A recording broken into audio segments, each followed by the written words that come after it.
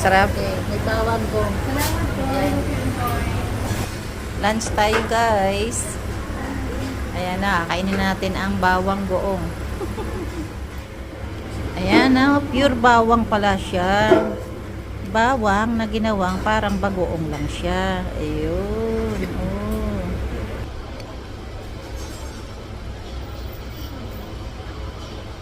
Masarap.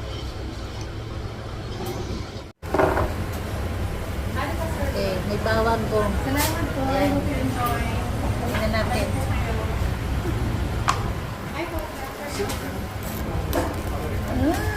OMG. Ulun.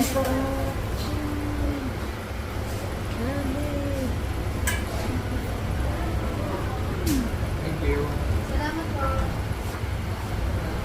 Mas malapit na.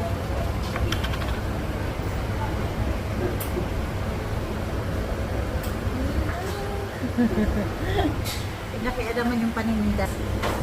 Bawang goong. Pero no bagoong, no shrimp. O, diba? Ito lang yan. Proudly Pinoy. Pinoy made.